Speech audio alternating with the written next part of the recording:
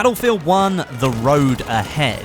DICE have come out today and given us a lot of information about what we can expect coming for Battlefield 1 as we move forwards. It's what we've come to expect from Battlefield games now, a robust plan of content, patches, alongside community events. There's some good information in this video today, something for everyone I hope, so let's get started. First of all, let's talk about the hardcore mode. Now, lots of players out there were very disappointed to know that hardcore would not be included for the launch of Battlefield 1. Lots of people prefer this mode as combat is more brutal and certain game mechanics are simply shut off, leaving core gameplay as one of the main functions of the mode. It's more of a skill-based version of the base core mode. Hardcore mode is coming for Battlefield 1, and it seems pretty close now. Ali Hassoun, a DICE developer, has dropped a few tweets over the last few days stating the reason hardcore still hasn't arrived is due to internal testing, and the team want to make sure they're providing the best experience to us that they can. Some small details such as 200% bullet damage and 100% health have been confirmed, however, so it definitely sits apart from previous hardcore offerings from the Battlefield franchise. Remember the days of hardcore in Battlefield Hardline? Yeah, we're definitely getting something different. Next on the list is a fairly major change actually. DICE are changing the layout of the Suez map on Conquest. I still can't say that word properly. Every time I say it, you guys just wreck me in the comments. So I'm going to call it Suez from now on, and you're just going to have to deal with it. They're moving the mode from a close quarter 3-flag setup into a larger, more traditional 5-flag setup. Now, I'm sure this is going to please a lot of players out there who were stating that this map just simply felt like 64-man team deathmatch, and I'd have to agree with you there.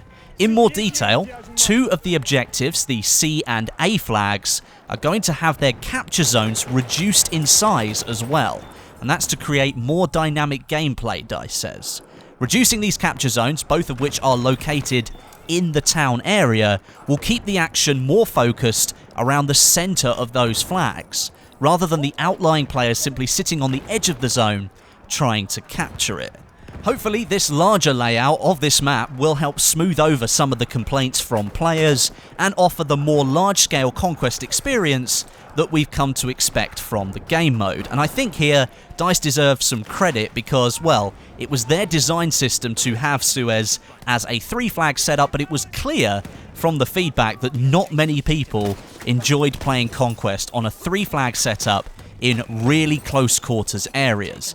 Good work from them to open it up. Let's see what the changes bring. Custom games are up next. This is the section within the multiplayer menu that right now is, well, completely empty. DICE will be changing that soon with the introduction of the first custom game coming to Battlefield 1, and that's called Fog of War. This custom game, which changes some of the fundamental settings in the normal Battlefield 1 experience, will focus the team deathmatch game mode down into a super tense battle as your minimap and the soldier name tags get completely turned off. Obviously, the name suggests there will be fog involved as well, and so hopefully this will create some really frantic matches.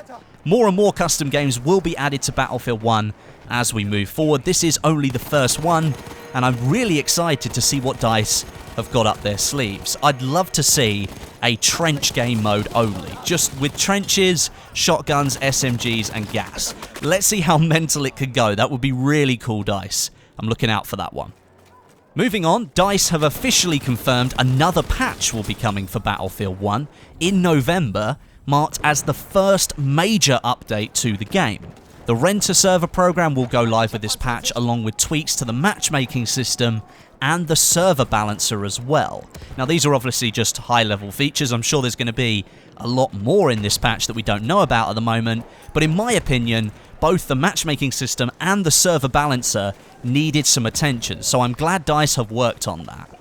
The rent-a-server program will allow anyone to purchase a server and start to control some of the settings so they can get their own Battlefield 1 experience that they want to play. Now, this is something that PC players have been really crying out for ever since the launch, and a lot of people were very, very surprised that rental servers were not available for Battlefield 1 at launch, and as we know, or if you've been keeping up with the news, DICE have now taken full control of these servers, so you don't buy them from third parties anymore, you buy them directly from DICE and EA.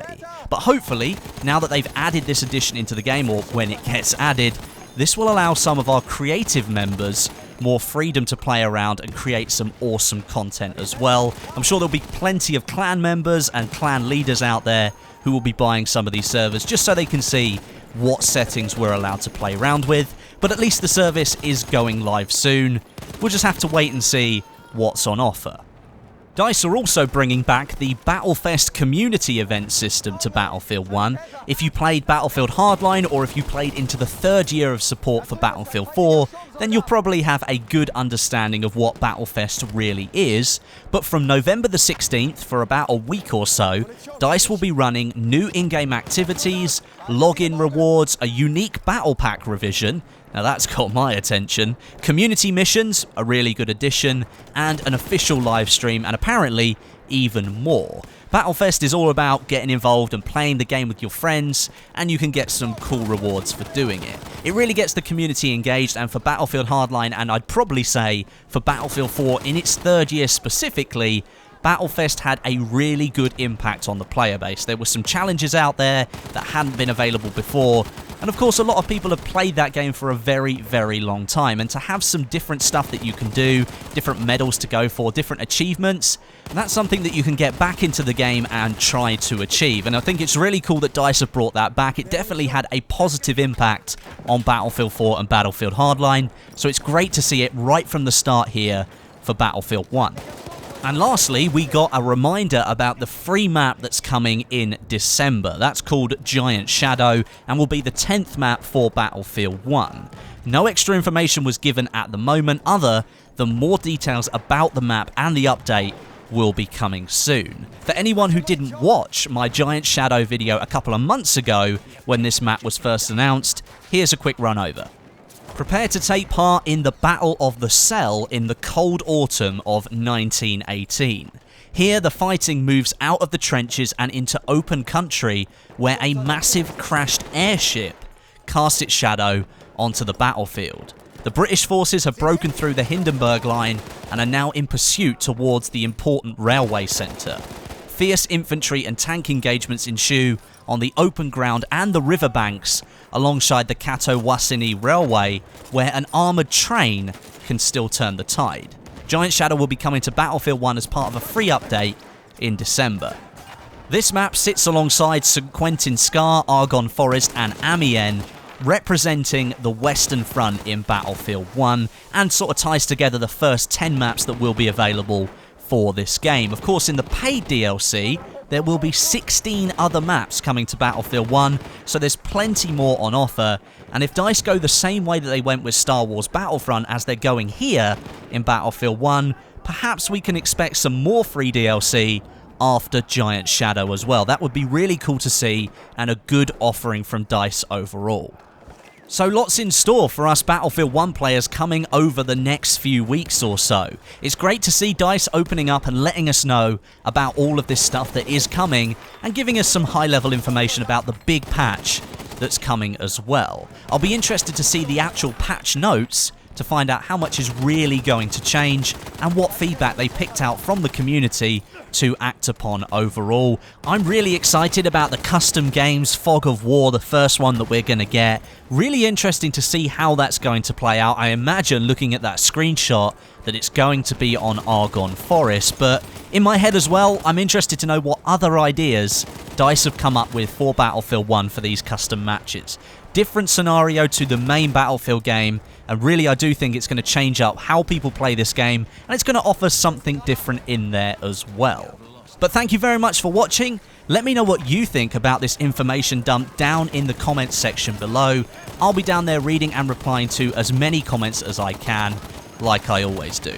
But until next time, my name is Westie, and I'll catch you guys in the next video.